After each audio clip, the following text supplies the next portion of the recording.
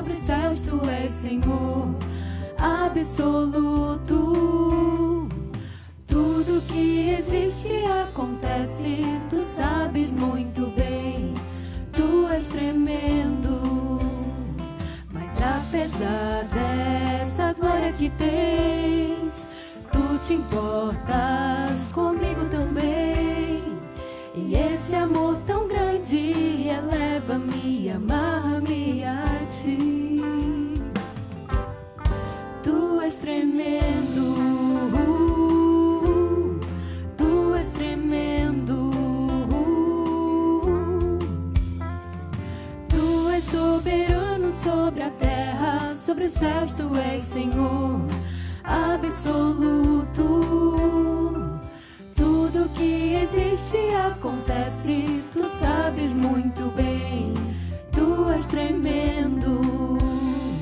Mas apesar dessa glória que tens, tu te importas comigo também.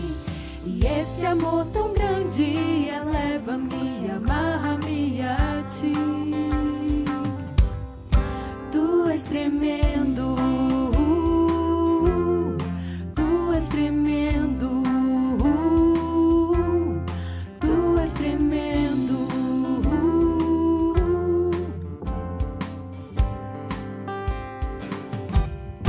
Digno de glória e honra, levantamos nossas mãos para o teu nome exaltar. Digno de glória e honra, levantamos nossas mãos para teu nome exaltar. Porque grande és tu, maravilhas fazes tu, não há outro igual a ti. Não, não há, não há outro igual a ti. Porque grande és tu, maravilhas fazes tu, não há outro igual a ti. Não, não há, não há outro igual a ti. Tu és tremendo, tu és tremendo, tu és tremendo.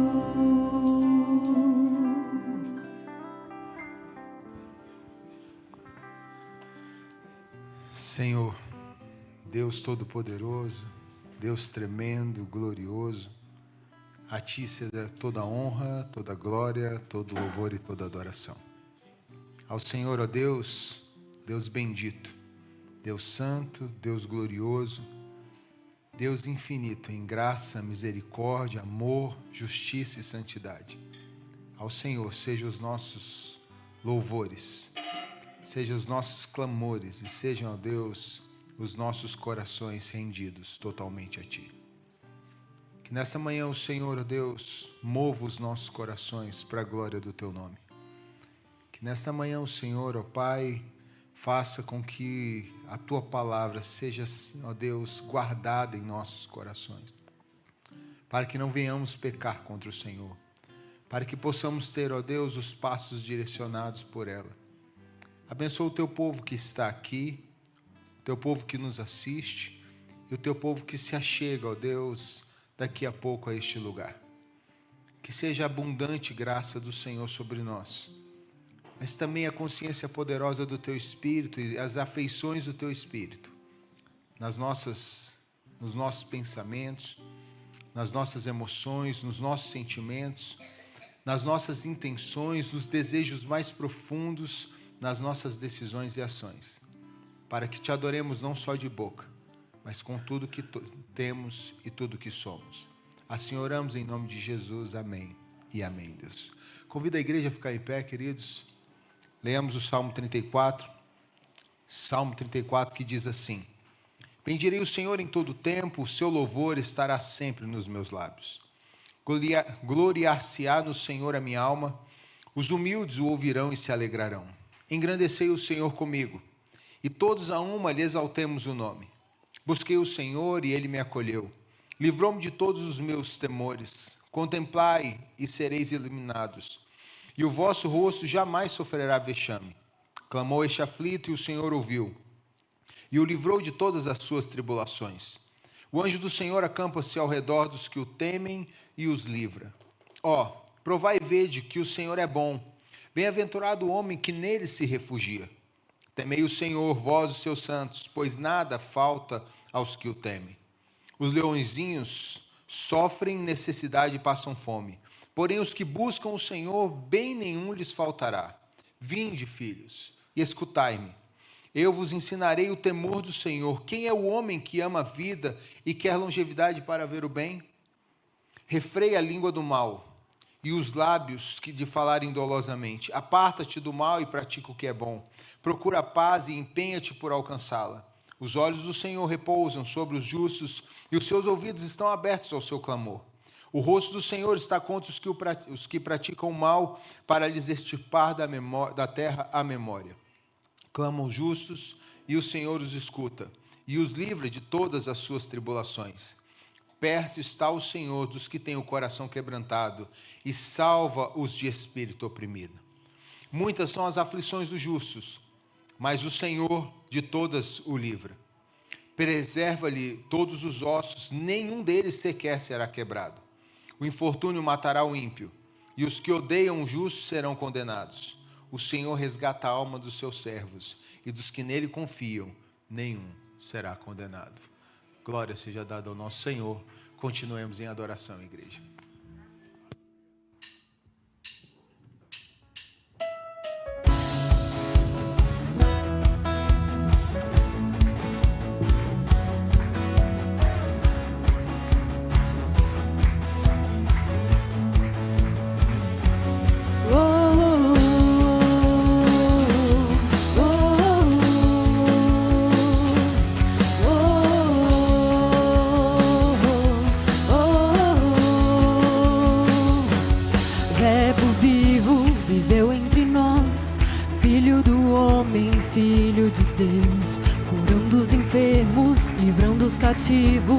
Era chegado o reino de Deus. Foi humilhado, crucificado, tão rejeitado pelos seus. Ressuscitado, glorificado, o inferno e a morte venceu. E agora, quem dizem que tu és? Um profeta, um agitador qualquer. Teu Espírito me revela quem tu és. Ungido de Deus, tu és o Cristo, Filho do Deus vivo. Sobre essa rocha tua igreja está. Tu és o Cristo, Filho do Deus vivo, rocha inabalável, outro igual não há, igual não há. Oh, oh, oh, oh, oh. Verbo vivo viveu entre nós, Filho do homem, Filho de Deus, curando os enfermos, livrando os cativos. Era chegado o reino de Deus. Foi humilhado, crucificado, tão rejeitado pelos seus. Ressuscitado, glorificado, o inferno e a morte venceu. E agora, quem dizem que tu és? Um profeta, um agitador qualquer. Teu Espírito me revela quem tu és. Ungido de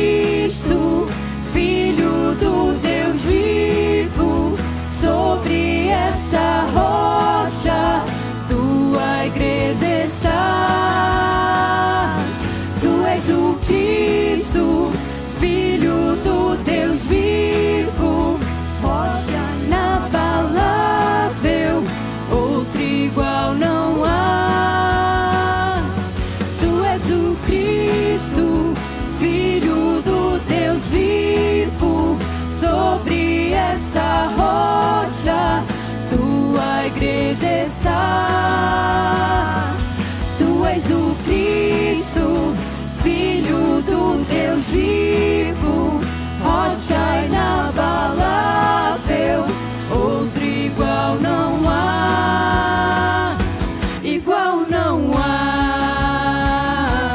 Oh, oh, oh, oh, oh.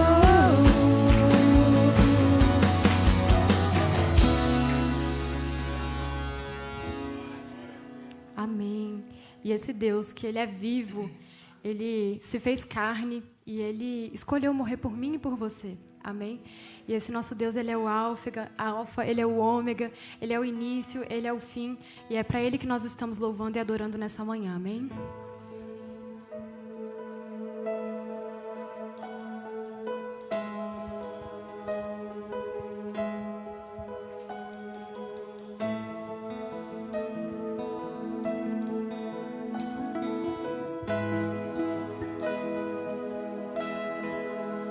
Não há outro como tu, soberano e fiel.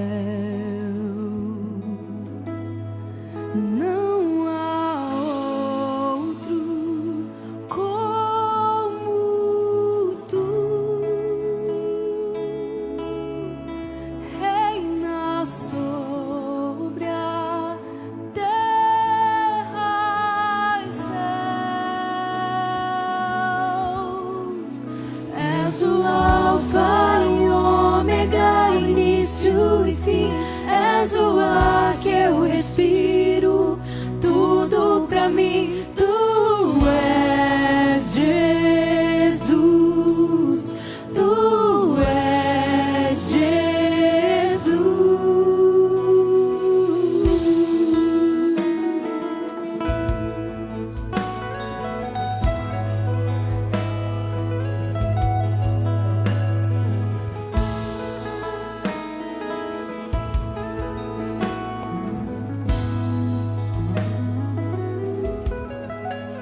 Não há outro como tu,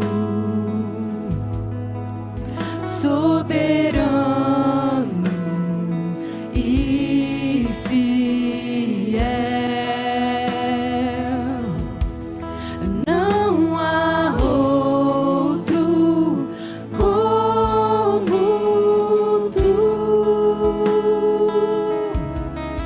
Reina sobre a terra e céus. És o alfa e ômega, início e fim. És o ar que eu respiro, tudo pra mim. Tu és Jesus, tu és Jesus. És o alfa e ômega, início e fim. És o ar que eu respiro, tudo pra mim. Tu és Jesus, tu és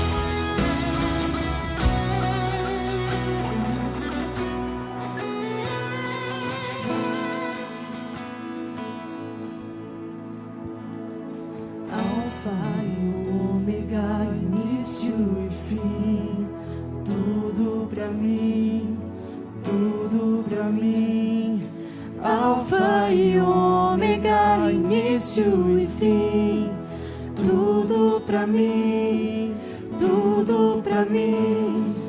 Alfa e ômega, início e fim. Tudo pra mim, tudo pra mim. Alfa e ômega, início e fim. Tudo pra mim, tudo pra mim. Alfa e ômega, início e fim. Tudo pra mim, tudo pra mim. Alfa e ômega, início e fim. Tudo pra mim. És o alfa e ômega, início e fim. És o ar que eu respiro. Tudo pra mim. Tu és Jesus. Tu és Jesus. És o alfa e ômega, início e fim. És o ar que eu respiro. Tudo pra mim. Tu és Jesus. Tu és Jesus.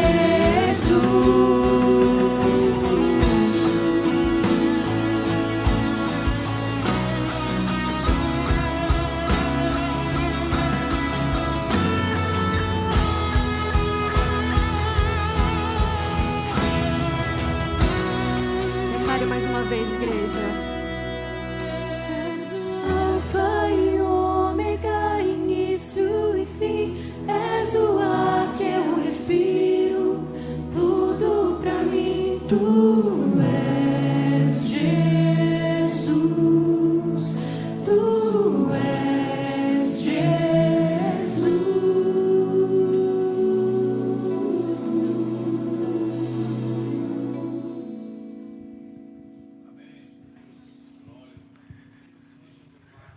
Tu és Jesus. Queridos, nesse momento, nós iremos adorar o Senhor com os nossos dízimos e ofertas. Entendendo que esse Jesus que é tudo para nós, Ele também é Senhor, não só dos nossos corações, mentes, mas também o Senhor das nossas finanças, da nossa história e de tudo que somos e temos.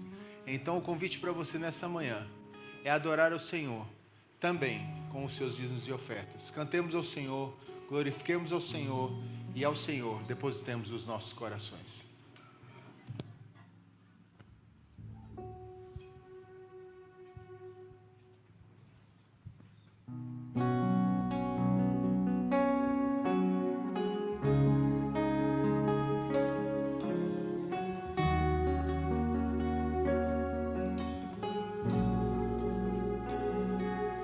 Me deparei com aquele mestre escrevendo,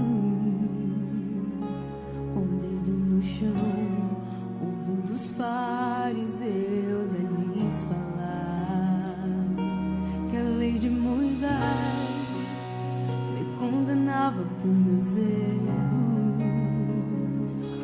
mas nenhuma pedra ele pegou pra me apedrejar.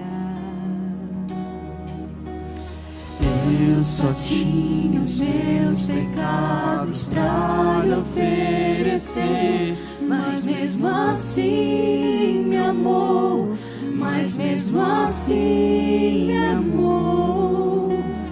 Com a frase atire a pedra quem nunca pecou, ele me perdoou, ele me perdoou. Sua irresistível graça me alcançou. Quem é esse que era sem pecado e não me condenou? No lugar da morte, vida me ofertou. O Cordeiro que por mim se entregou e os meus pecados levou.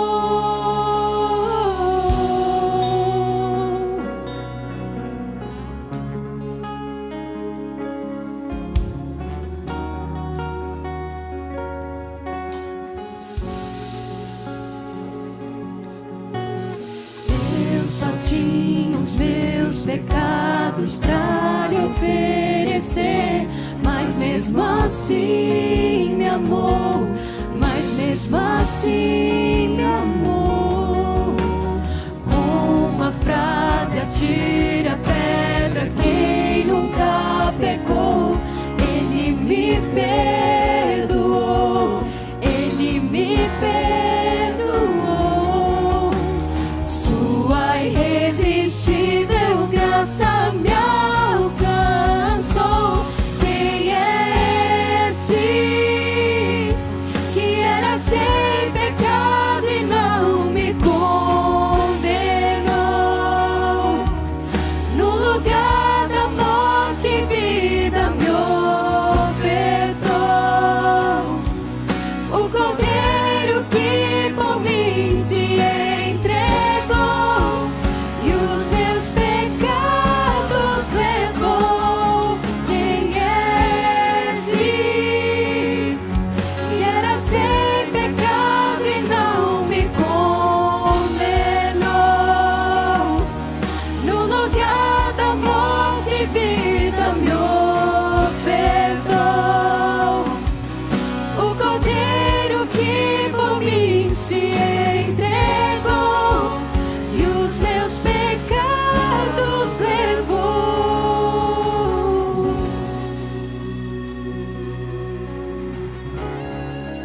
Em Romanos 8:5 fala assim: mas Deus prova o seu amor para conosco, em que Cristo morreu por nós, sendo a nós mesmos pecadores. Amém.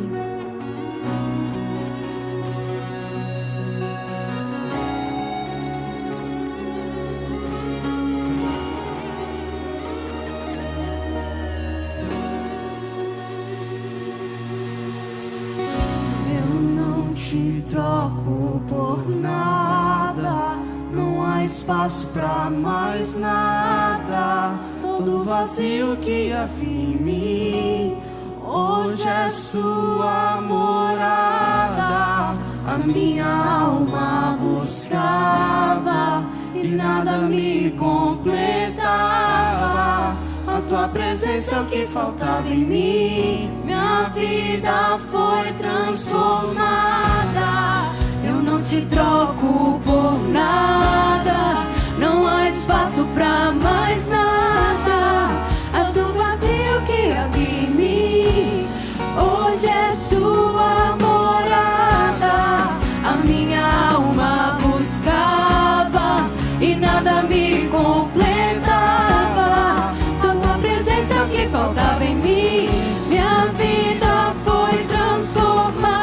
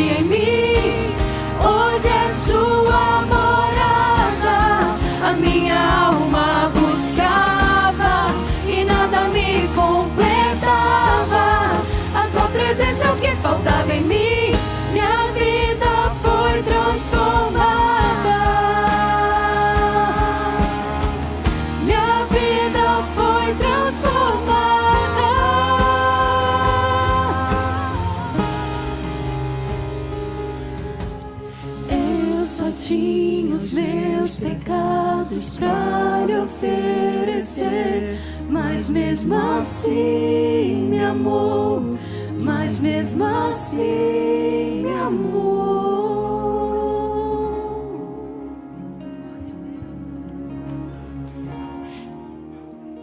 Quem é esse que mesmo sem pecado não me condenou, né? Que se ofertou por nós. É com base nessa verdade, queridos, que eu quero convidar você a vir aqui à frente, para que a gente possa orar juntos, porque o Deus que entregou o seu Filho por nós é o nosso Pai, é o nosso Senhor, é o nosso Rei. É o que o salmista diz: o Senhor dos Exércitos está conosco, o Deus de Jacó é o nosso refúgio. É aquele que o salmista diz: eleva os meus olhos para os montes, de onde me virá o socorro? E o meu socorro vem do Senhor, Criador dos céus e da terra. É esse o nosso Deus. Quem é esse? É aquele que levou os nossos pecados, que perdoou todos os nossos pecados, sarou as nossas dores, levou as nossas enfermidades para a cruz, e de lá elas nunca mais sairão. Amém? Vamos orar, queridos. Venham à frente. Santo Deus, nós te louvamos, nós te adoramos, nós bendizemos o teu nome,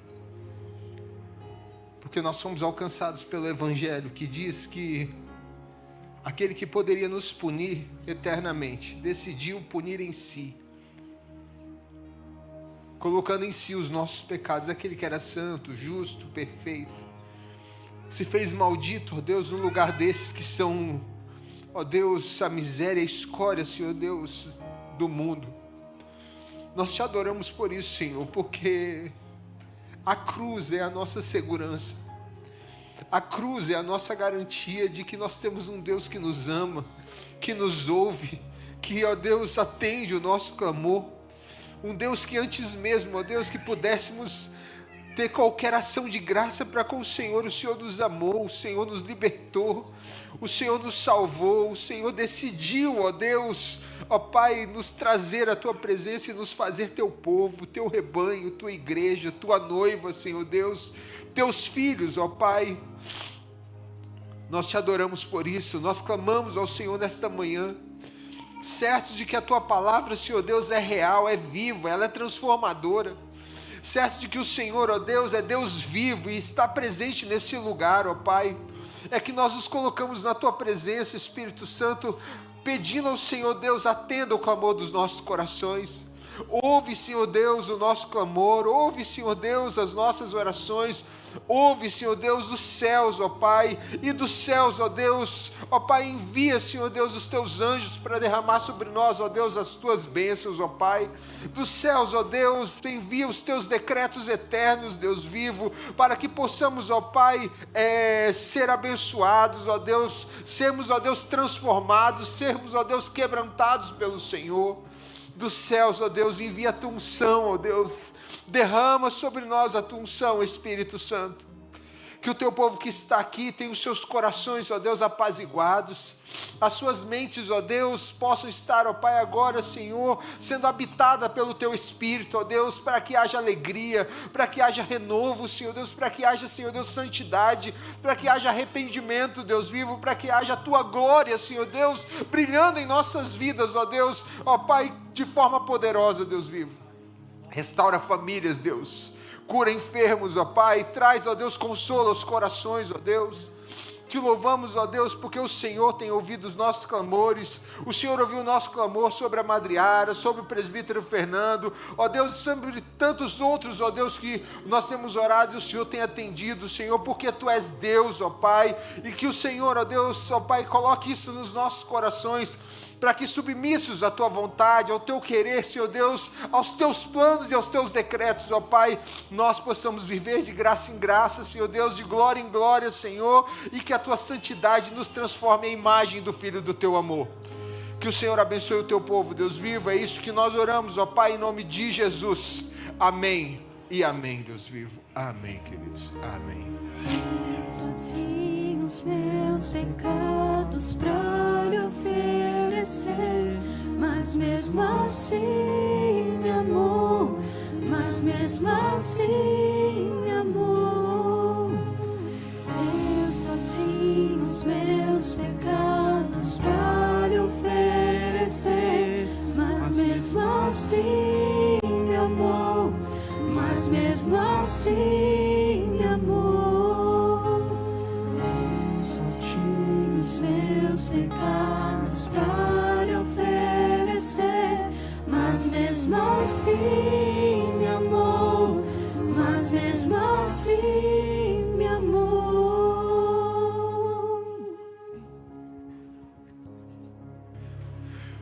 Glória a Deus, né, queridos?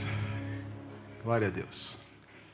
É com base nesse amor e nessa aliança eterna que Deus fez conosco em Cristo Jesus, é que nós temos a alegria nesta manhã de podermos celebrar mais um batismo infantil na nossa igreja. Nós entendemos que a palavra do Senhor, como diz as Escrituras, é para nós e para os nossos filhos. Que os nossos filhos, eles são filhos da aliança. Eles não deixam de ter a herança de Adão, mas eles são inseridos na aliança do Senhor, porque nós, pais, nos comprometemos. Porque o Senhor fez uma aliança com o seu povo e os nossos filhos fazem parte dessa aliança. E nós somos chamados, nesta manhã, a comprometer-nos diante do Senhor, para que os nossos filhos e filhas conheçam o Senhor, amem ao Senhor, busquem ao Senhor, para que no tempo da razão, eles possam dizer, olha, Deus não é só o Deus de Abraão, Isaac e Jacó. Também não é o Deus só do meu pai, Deus é o meu Deus, o meu Senhor. E eu quero convidar aqui o casal Lucas e Anê, junto com o Estevão, para que possamos dar então início ao batismo do Estevão. Sabe, queridos, a minha história na Alvorada começa em 2009, quando eu vim pastorear aqui os adolescentes dessa igreja. E eu tenho tido a alegria de poder ver os meus adolescentes de 2009 se tornarem homens e mulheres segundo o coração de Deus. E poderem também dar frutos. E frutos benditos, porque a palavra de Deus diz isso, que a herança de Deus para os pais são os filhos, fruto do seu galardão. Lucas foi meu adolescente em 2009. E hoje eu tenho a alegria de batizar o Estevão, filho do Lucas e da Ianê. Ianê chega aqui na igreja, quieta, sentava lá no fundo, terminava nem uma meia, já estava indo embora. Até um dia que eu parei e falei assim, ô menina, como é que é o seu nome? E aí, ela disse, meu nome é Ianê, fomos conversando. E um dia eu tive a grata alegria de receber Ianê na minha sala e falou assim, olha, você conhece o Lucas? E depois recebeu o Lucas dizendo, Julião, o que você acha da Ianê? E por fim, tive a alegria de casá-los. Tenho a alegria agora de batizar o Estevão. O batismo é um sacramento da nova aliança, Ianê, Lucas, da nova dispensação, instituído por Jesus, no qual a aspersão com água em nome do Pai, do Filho e do Espírito Santo é sinal e selo da nossa união com Cristo, do resgate dos nossos pecados pelo seu sangue, da regeneração dos nossos corações pelo Espírito Santo e da nossa adoção como filhos de Deus e da ressurreição para a vida eterna. Por meio desse sacramento, as pessoas batizadas são solenemente admitidas na igreja visível e entram com Deus em uma aliança em que Ele promete ser o seu Deus e o de sua posteridade, e as pessoas batizadas prometem pertencer-lhe inteiramente. Vemos, pois, que o nosso Deus não somente se apiedou de nós, mas nos admitiu no número de seus filhos e na comunhão de sua igreja. Mas também se compadeceu da nossa posteridade. Vemos isso em Gênesis 17. E embora os filhos dos crentes também pertençam à raça de Adão, e o são, e tenham, por isso, uma natureza corrupta, Deus os aceita e adota no número daqueles que constituem o seu povo em virtude deste pacto.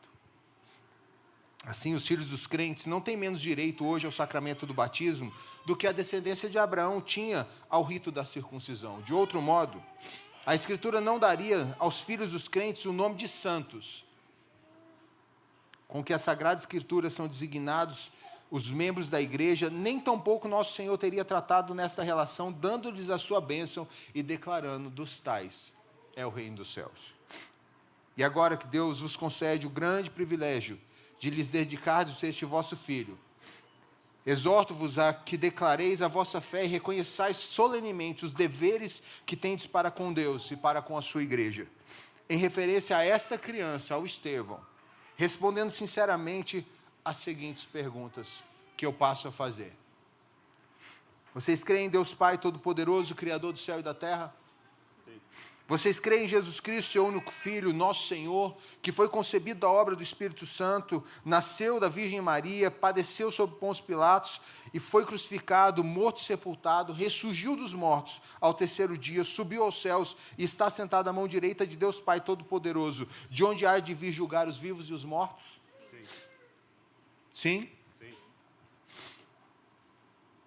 Vocês creem no Espírito Santo e uma só igreja universal, na comunhão dos santos, na remissão dos pecados, na ressurreição do corpo e na vida eterna?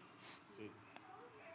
Então vocês prometem que se o Senhor Deus for servido de conservar a vida do Estevão, dando a ele longevidade até a idade da razão, a vez de instruí-lo na crença seguida pelo povo de Deus, como vem ensinando as Sagradas Escrituras? Sim. Vocês prometem ensiná-lo a ler, para que venha ler por si mesmo a palavra de Deus, a Santa Escritura, orar por ele e com ele, servindo vocês mesmos de bom exemplo de piedade e religião, e esforçando vocês mesmos por todos os meios designados por Deus para criar o Estevão na disciplina e na correção do Senhor? Sim.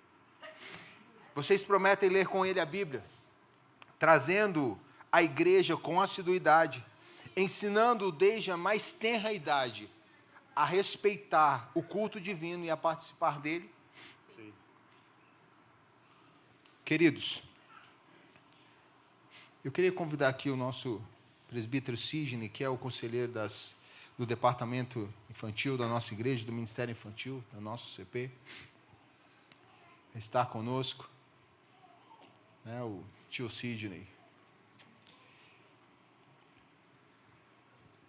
Lucas e Anê, esse é um ato, não é um ato simbólico, isso é um sacramento. Dona Susana Wesley, mãe de John Wesley e Charles Wesley, dizia: quando seu filho aprender a balbuciar as primeiras palavras, ensine-o a orar. Ensine o seu filho a amar Jesus. Ensine o seu filho a buscar ao Senhor de todo o coração, sendo vocês os exemplos dele. O nome Estevão significa coroa. Pode ter um sentido de coroado, e se nós formos ler Atos capítulo 6, 7 e o primeiro versículo do capítulo 8, que termina lá falando que Paulo consentiu com a morte de Estevão, nós vamos ver a história de um grande diácono de Deus, cheio de graça e poder do Espírito Santo, cujo nome era Estevão, e que foi coroado porque viu o Senhor assentado no alto sublime trono, no seu martírio. Que o Estevão, assim também seja, aquele que caminha para receber a coroa, que possa dizer, como o apóstolo Paulo disse: eu combati o bom combate, completei a carreira e guardei a fé, já me é esperada a coroa da justiça, que foi reservada para mim por Cristo Jesus. Que ele seja esse, na sua geração, cheio de graça, cheio de poder. E sabe, Lucas e Anê, que vocês busquem o Senhor e cuidem do Estevão, para que ele seja esse instrumento do Senhor, de bênção e graça em sua geração. Amém.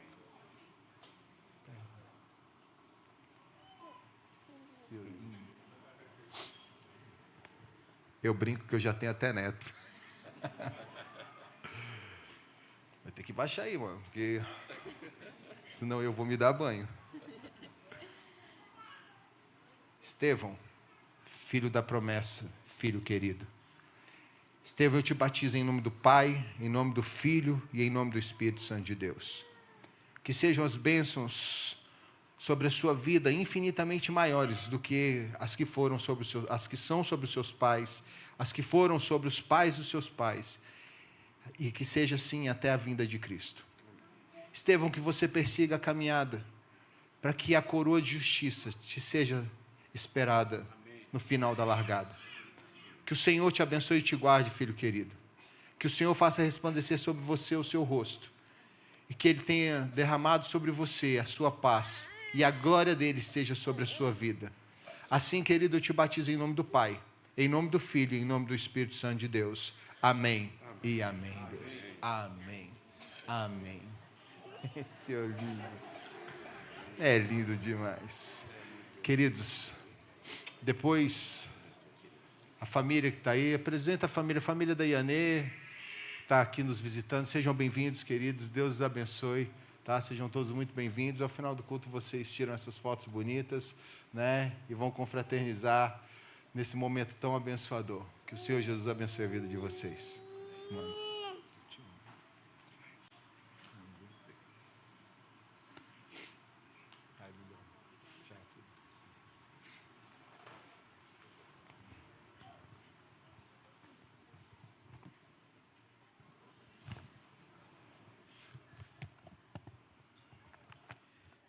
Bom dia, meus irmãos. Saúdo a todos com a graça, com a paz e com as misericórdias do nosso Senhor e Salvador Jesus Cristo.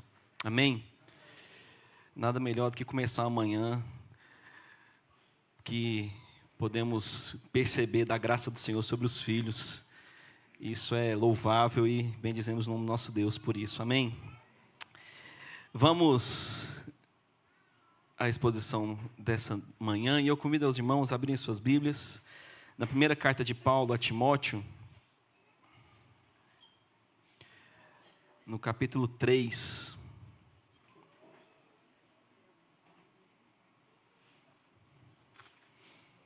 nós faremos a leitura do versículo 1 ao versículo 13.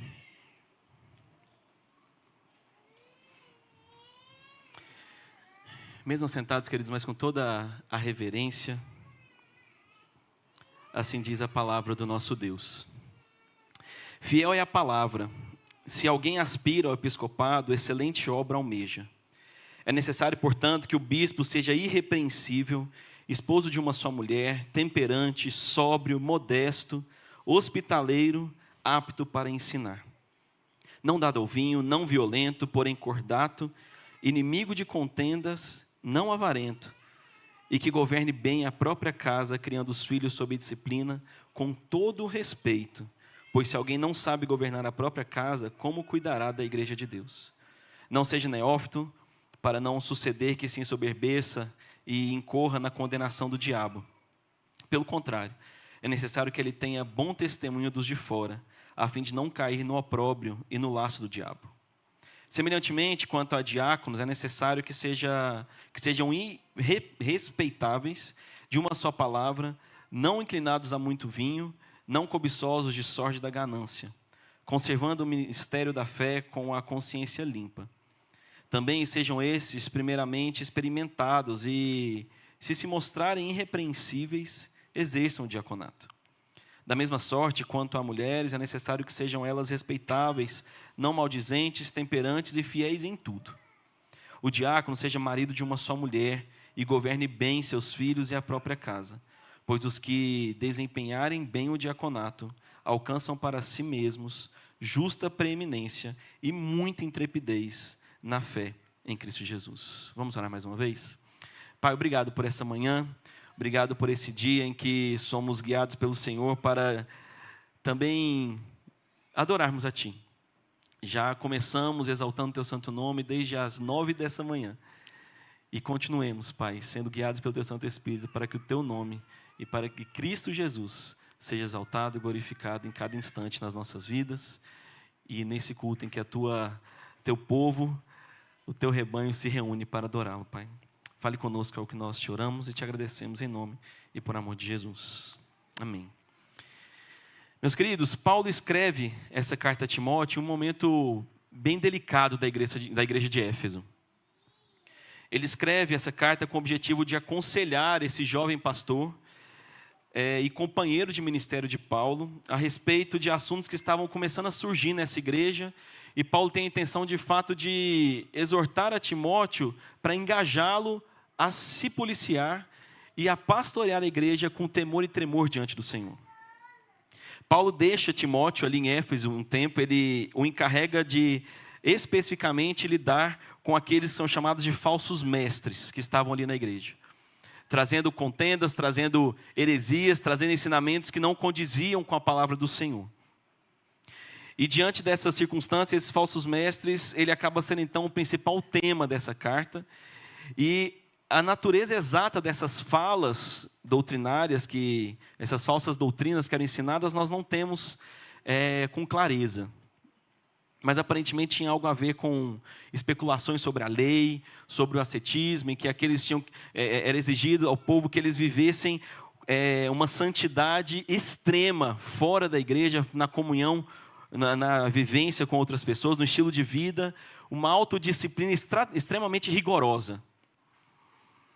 Mas não trazia a graça do Senhor de poder viver uma vida em comunhão e em obediência à sua palavra.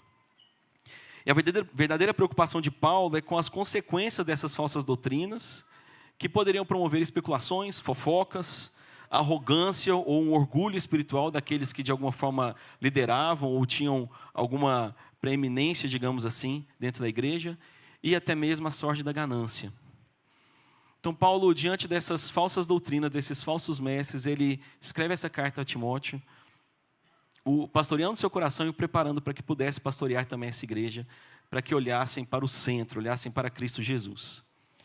E a primeira carta a Timóteo, então, é um convite claro para que a igreja viva de maneira prática os valores e as responsabilidades que nascem a partir do momento que conhecemos e vivemos o Evangelho. E dessa forma, aqueles que professam a fé, então, devem demonstrar um progresso, alguma relação, algum crescimento em relação à sua piedade, e devem questionar de fato a sua questão, sua situação espiritual, se essa santidade não tem acontecido. E nós vemos que nessa carta o problema, ele não era apenas um problema teológico, vindo pelos falsos mestres, mas era um problema visivelmente na vida daqueles irmãos da igreja, na prática cristã de cada um deles. Então a falsa doutrina, os falsos mestres, os ensinamentos que não condiziam com a verdade bíblica, estava produzindo uma cultura doente, uma cultura que não glorificava ao Senhor.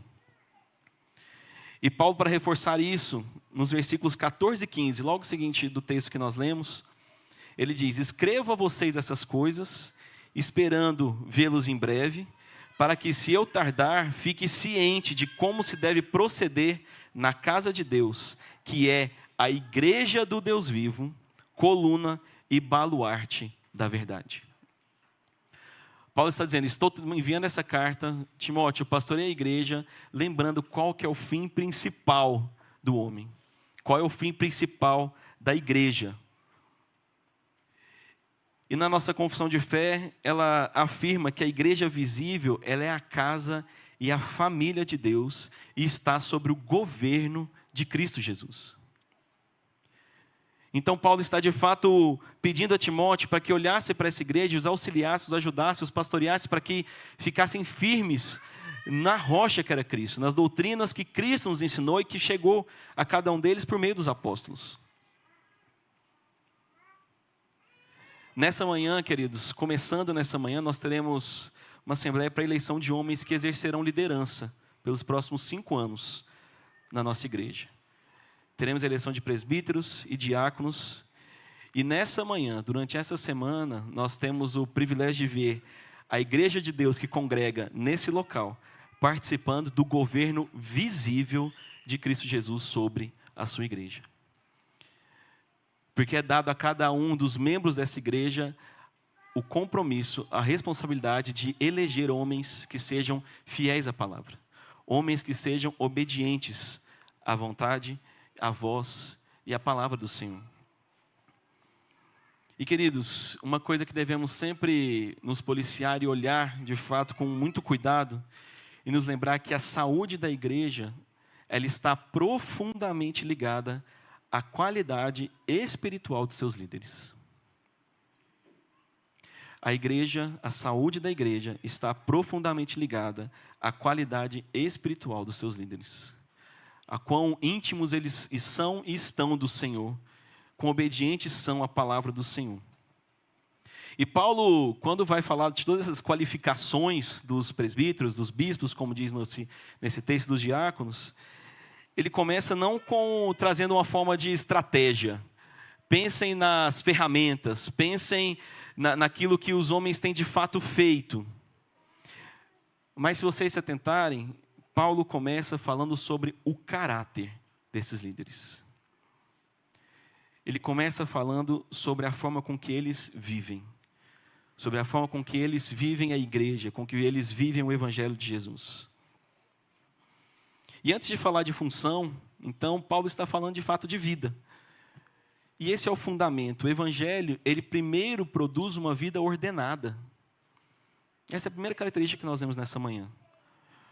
O evangelho, ele reorganiza a nossa vida para que vivamos da forma que o Senhor nos dirige. Ele realinha os nossos caminhos, as nossas veredas, para que vivamos naquilo que o Senhor tem nos ensinado a fazer.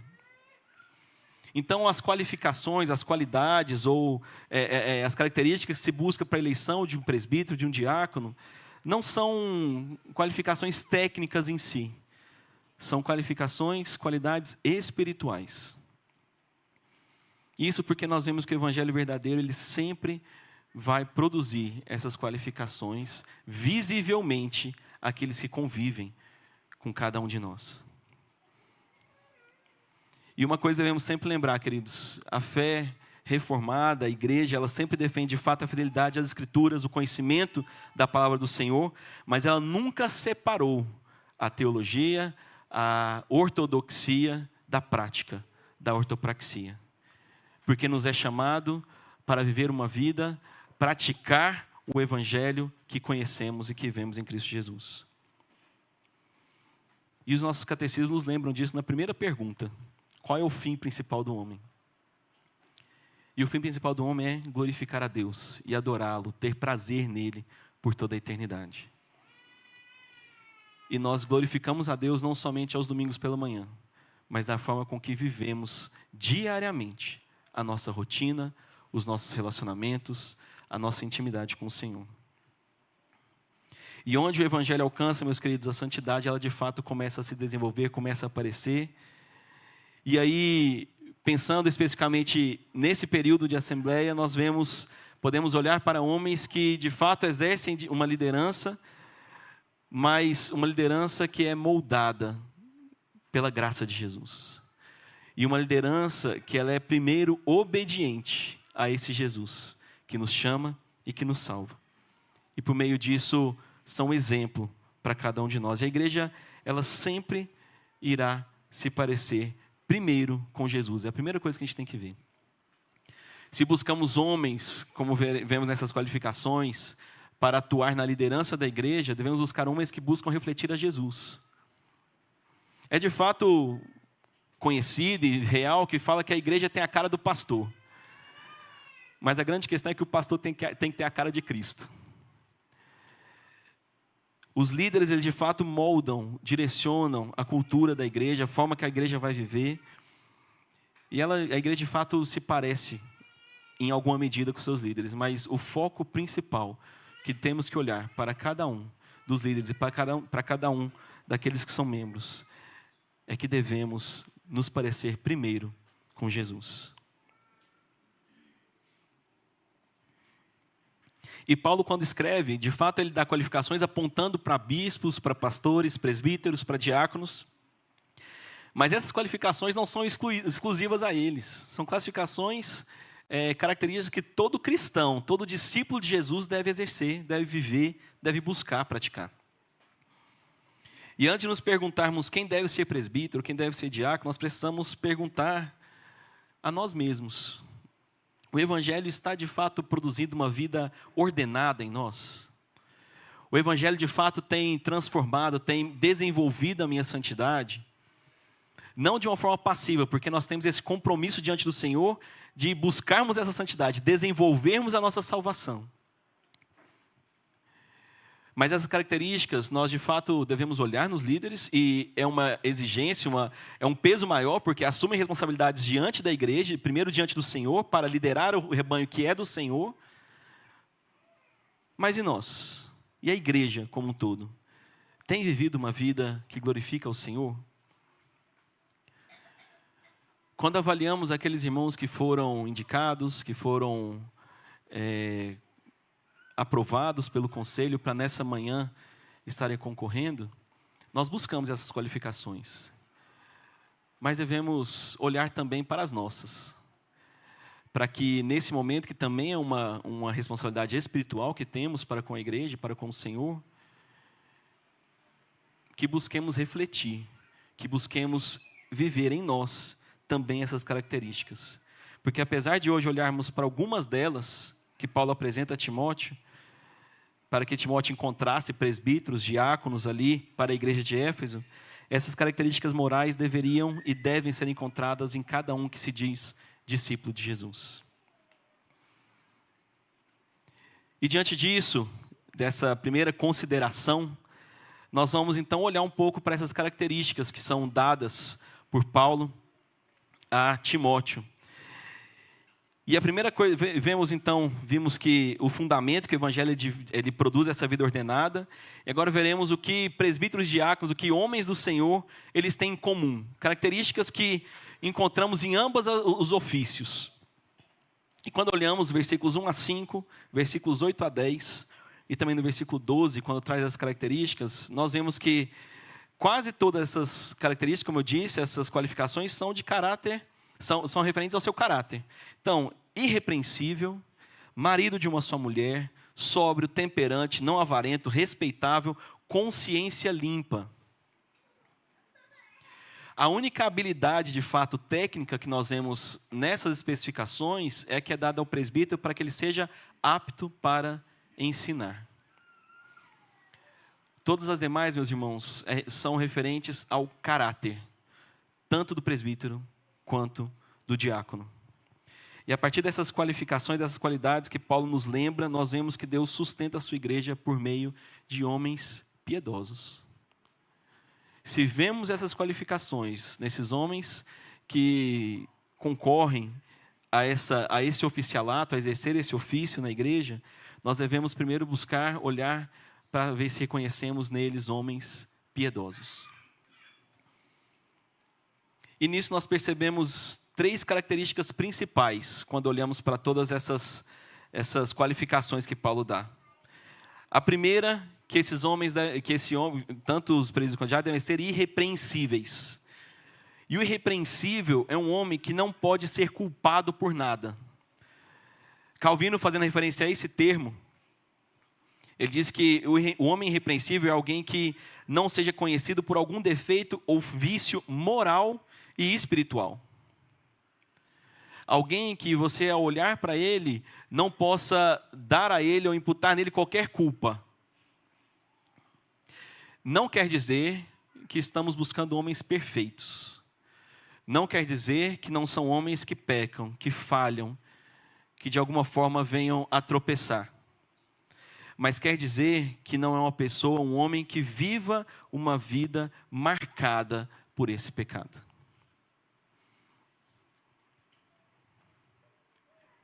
Um homem temente ao Senhor, ele em alguns sentidos, em alguns momentos, ele pode irá, de fato, pecar. Mas a palavra do Senhor diz, quando olhamos para Davi, que Davi foi um homem extremamente pecador, um assassino, adúltero.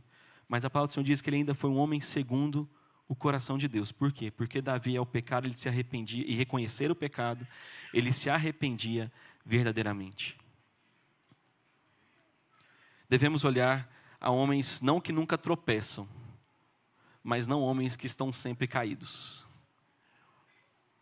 Isso é olhar para um homem que seja irrepreensível. Mas uma coisa que devemos sempre pensar, que essa autoridade espiritual que é dada aos líderes, aos presbíteros, aos diáconos, essa autoridade ela nunca poderá ser maior do que a integridade moral desse diácono e desse presbítero. Por isso, homens irrepreensíveis. Essa é a primeira característica que a gente pode trazer, então, principal dentro desses homens, né, dos presbíteros e diáconos, a vida irrepreensível. A segunda é uma vida familiar ordenada. Versículos 4 a 5 diz, e que governe bem a própria casa, criando os filhos sob disciplina, com todo o respeito, pois se alguém não sabe governar a própria casa, como cuidará da igreja de Deus? E no 12, fazendo referência ao diácono, a mesma coisa. O diácono seja marido de uma só mulher e governe bem seus filhos, e a própria casa. Queridos, a casa é o primeiro campo pastoral que nós temos. É o primeiro ministério que exercemos na vida, é a nossa casa, a nossa família. E se alguém não consegue governar bem o próprio lar, apóstolo Paulo está dizendo, como é que ele vai conseguir governar uma igreja? Como vai conseguir liderar uma igreja se não consegue liderar a própria casa? A liderança, meus irmãos, em casa, ela é um laboratório. Ela é uma prática inicial para aquilo que aqueles que são eleitos, são escolhidos, possam liderar então na igreja. Antes de liderar o povo da aliança, o homem precisa demonstrar fidelidade primeiro dentro da própria casa. Ser irrepreensível primeiro dentro da própria casa. Então, uma vida repreensível a esses homens, uma vida familiar ordenada, organizada e uma boa reputação pública. Diante dos homens deve apresentar uma boa reputação. Versículo 7 diz o seguinte, pelo contrário, é necessário que ele tenha bom testemunho dos de fora, a fim de não cair no opróbrio e no laço do diabo. E no versículo 10 diz, também sejam esses primeiramente experimentados, e se mostrarem irrepreensíveis, exerçam diaconato. De fato, somos todos pecadores, miseráveis. Diante do Senhor, como cantamos aqui, a única coisa que nós podíamos oferecer para o Senhor era o nosso pecado. Mas nós devemos nos lembrar que o Senhor Jesus também, Ele transforma as reputações. Temos aqui o autor dessa carta. Em Filipenses, inclusive, Paulo traz o currículo dele, que diante dos homens era ilibado, era um currículo perfeito diante dos judeus. Mas Paulo, ao conhecer o Evangelho, diz que tudo isso que foi deixado ficou para trás. Para ele era como esterco, não tinha valor nenhum. Porque importava primeiro obedecer ao Senhor. E a partir disso, Paulo foi apresentando pelo seu desenvolvimento da salvação, uma reputação cristã ilibada diante do Senhor e diante dos homens. Um homem que lidera, e de novo, irmãos, isso é uma característica para todos nós, homens, mulheres, mas diante do momento que estamos vivendo na igreja, eu daria atenção principalmente a essas lideranças. Então, o homem que lidera, ele precisa ser respeitado, não apenas dentro da igreja, mas também fora dela. Precisa olhar para essas pessoas, para esses homens e ver um homem de boa reputação, de boa índole, de grande honestidade. Então, quando pensamos nessa proposta, nesses homens, não devemos olhar apenas para os dons visíveis, para as habilidades técnicas, mas principalmente para a constância na sua fidelidade ao Senhor. E essas qualificações não vão, de forma alguma, descrever uma elite, um grupo suprassumo da igreja que esses devem ficar. Não. Essas características, essas qualificações, elas descrevem uma maturidade cristã. Paulo fala com Timóteo, escreve a Timóteo dizendo, procure para te auxiliar na liderança da igreja homens maduros na fé. Homens de boa índole, homens de boa reputação, homens que vivam uma vida ordenada, familiar, e homens que tenham uma vida irrepreensível. Porque, queridos, os oficiais da igreja, eles vivem diante da igreja como exemplos. E devem ser exemplo e devem dar esse exemplo. Vemos então que há muitas características, há muitas semelhanças diante do que Paulo descreve a Timóteo, como ele deve buscar esses presbíteros, esses diáconos, e como deve buscar ensinar a igreja para viver dessa forma. Mas agora ele traz a compreensão de que esses homens serão líderes da igreja, serão exemplo para a igreja, mas cada um na sua função, cada um no seu papel. E agora nós vemos uma terceira característica, um terceiro ponto, a distinção desses ofícios. A diferença entre esses homens que têm uma vida irrepreensível, uma vida familiar ordenada, uma boa reputação pública, esses homens que neles são reconhecidos, diz que existe um bom caráter, uma maturidade de fé, uma maturidade cristã, eles podem ser eleitos, mas cada um para a sua função. Porque Cristo, queridos, Ele governa a sua igreja por meio de diferentes oficiais, de diferentes lideranças, cada um no seu papel. E quando olhamos pela ordem, os presbíteros, diz nos versículos 1 e 2 o seguinte: fiel é a palavra. Se alguém aspira ao episcopado, excelente obra almeja. É necessário, portanto, que o bispo seja irrepreensível, esposo de uma só mulher, temperante, sóbrio, modesto, hospitaleiro, apto para ensinar. E no versículo 6 e 7 vai dizer: não seja neófito, novo na fé, não seja novo convertido, para não suceder que se ensoberbeça e incorra na condenação do diabo. Pelo contrário, é necessário que ele tenha bom testemunho dos de fora, a fim de não cair no opróbrio e no laço do diabo.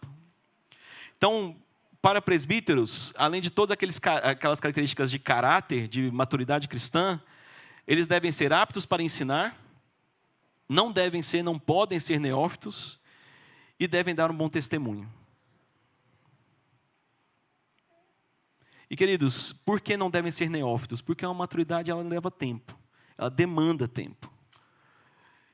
Vida de intimidade com o Senhor, vida de comunhão na igreja, vida de experimentação também de vida na igreja.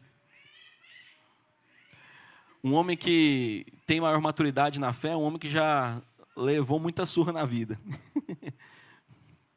Que já viu muito ferro afiando ferro, já foi muito esquentado na vida cristã. Mas, acima de tudo, um homem que foi muito confrontado pela palavra do Senhor, e a palavra tem dado sabedoria, discernimento, e, acima de tudo, temor e tremor diante do Senhor. Porque ele diz que esse homem não deve ser neófito, para que não se ensoberbeça o coração e incorra na condenação do diabo, para que o orgulho desse homem não cresça rápido, para que não tenha um coração imaturo, que pela posição, pela liderança, pelo status, acabe se orgulhando de si mesmo, buscando a própria glória e se esquecendo do porquê está na função que está. Por isso, um homem que seja maduro na fé. Mas da mesma forma, para se preparar, para conseguir ensinar, pastorear, junto aos demais pastores, a comunidade de fé no qual congrega.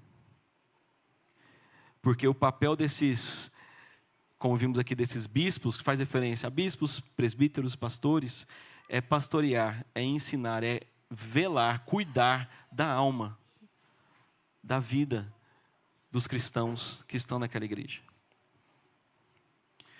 O autor de Hebreus, no capítulo 13, versículo 17, diz: obedecei aos vossos guias, isso para a igreja. Obedecei aos vossos guias e sede submissos para com eles, pois eles velam por vossa alma, como quem deve prestar contas, para que façam isso com alegria, e não gemendo, porque isto não aproveita a vós outros.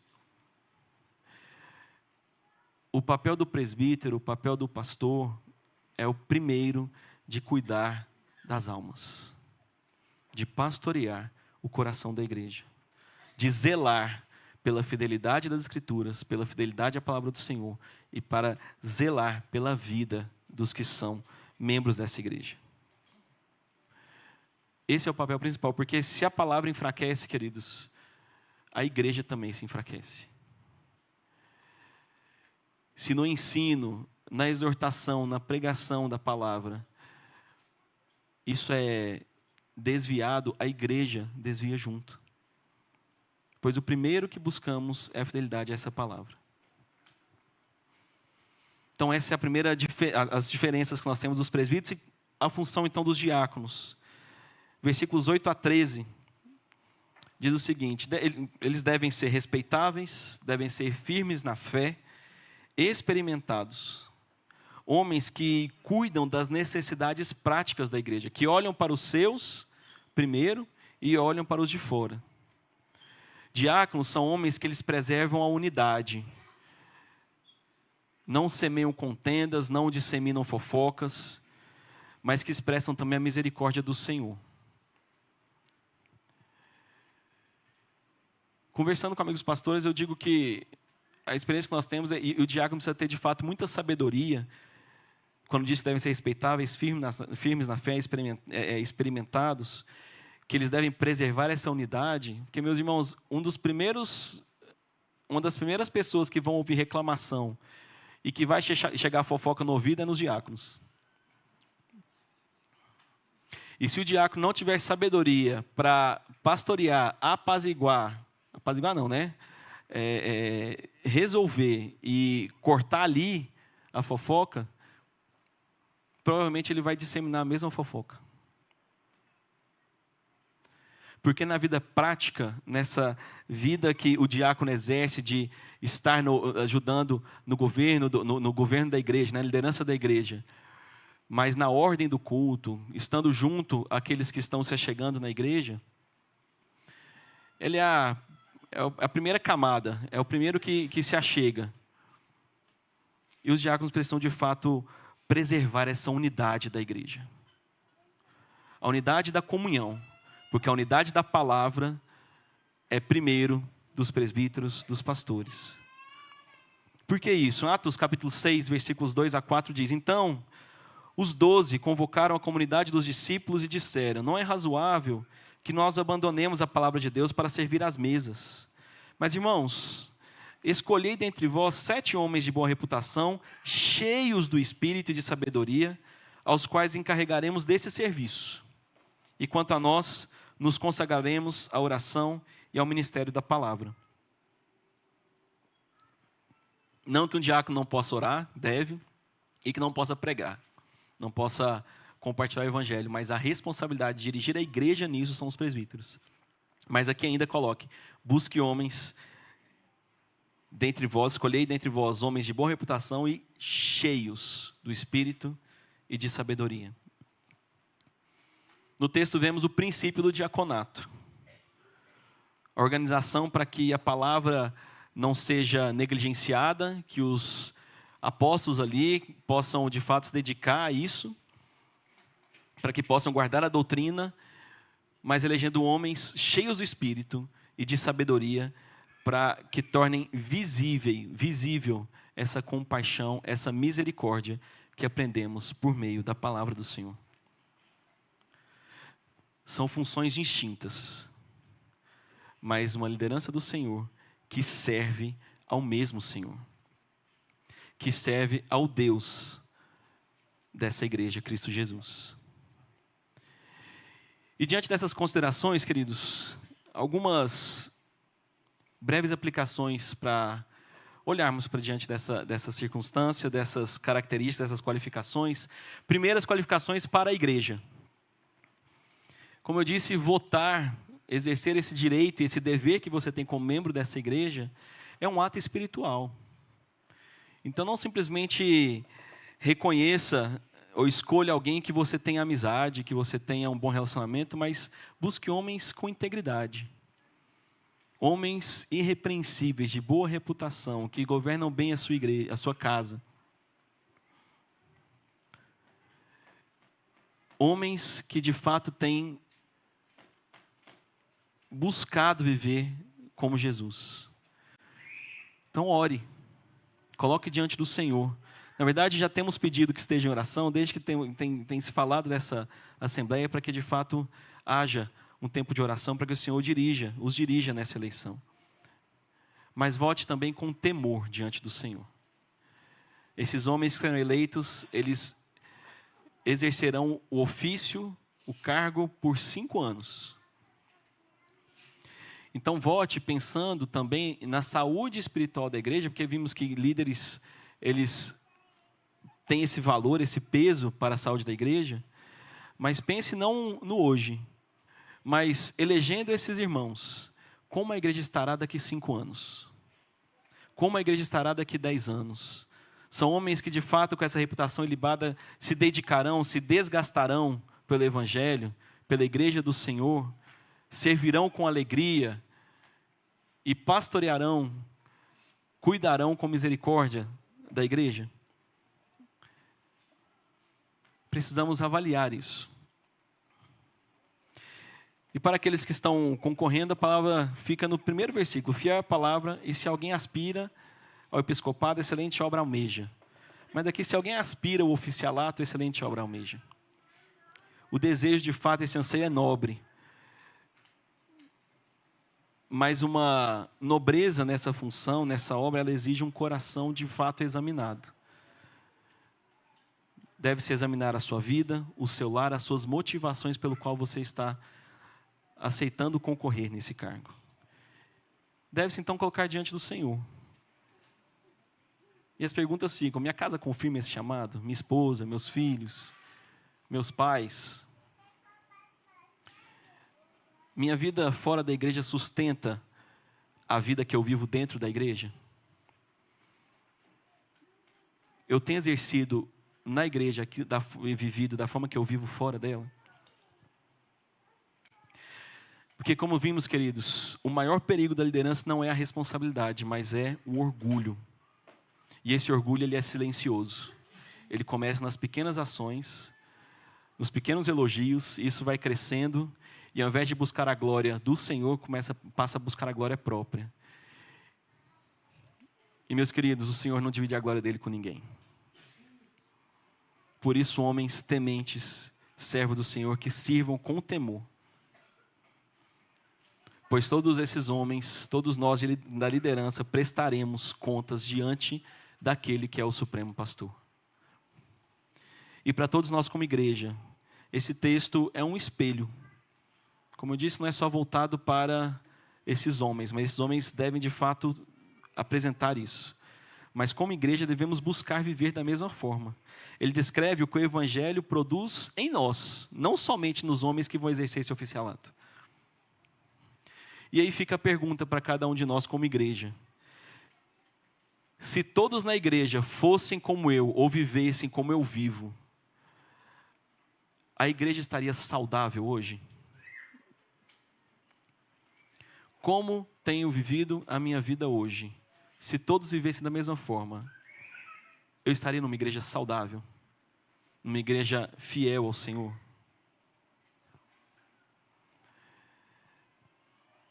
Paulo, quando termina essa palavra a Timóteo, falando das qualificações, ele diz: pois os que desempenham bem o diaconato alcançam para si mesmos justa preeminência e muita intrepidez na fé de Cristo Jesus. E 1 Pedro diz: ora, logo que o Supremo Pastor se manifestar, recebereis a imarcessível coroa da glória. Aqueles que almejam essa função, aqueles que buscam viver dessa forma, servindo ao Senhor como liderança da igreja, devemos lembrar que Cristo é o Supremo Pastor, que Ele governa e devemos governar com santidade. Ele serve com humildade e devemos buscar viver com a mesma humildade. E quando olhamos para esses homens, escolhemos líderes piedosos, estamos dizendo de fato que queremos nos parecer mais com Jesus. Quando elegemos esses homens, é na certeza de que o Senhor está capacitando e abençoará cada um desses homens. Então oremos para que o Senhor nos dê sabedoria, oremos por uma unidade na igreja, oremos por temor diante do Senhor e compromisso, responsabilidade no voto que cada membro dessa igreja tem na eleição desses presbíteros e diáconos. Amém? Vamos orar? Pai, obrigado pela Tua palavra, obrigado por essa manhã. Louvamos a Ti, pois o Senhor tem cuidado do nosso coração, Pai. Apesar de nós, vemos que o Senhor nos exorta, nos confronta para que compreendamos a Tua vontade, compreendamos a Tua palavra e busquemos viver de forma digna do Senhor. Colocamos diante do Senhor as nossas vidas, Pai. Olhando para essas qualificações, pedimos que o Senhor nos ajude para que busquemos desenvolver a nossa salvação com temor e tremor diante do Senhor, com humildade, sabendo que não alcançamos nada disso por nossa própria força, mas pela ação do Teu Santo Espírito. O Senhor nos alcança, o Senhor nos capacita, o Senhor nos usa como instrumentos do Senhor. Nos faça irrepreensíveis, nos faça pessoas de boa índole para aqueles que de fora que nos conhecem, para que por meio dessa vida, dessa irrepreensão, possamos brilhar a luz de Jesus, sermos bons embaixadores de Cristo Jesus e proclamar a glória desse que é o nosso Senhor. É no nome dele que nós oramos, te bendizemos e agradecemos, Pai. Amém. Vamos colocar de pé, queridos, e impetrar a bênção.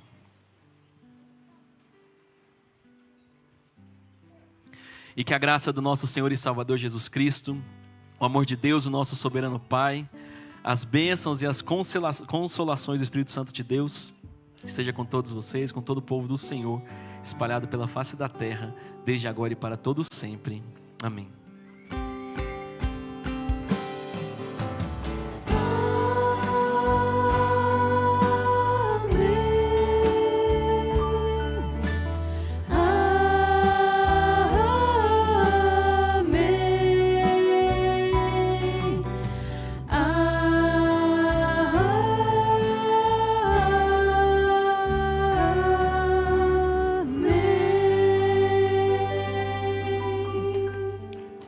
Queridos, sentem-se, por favor.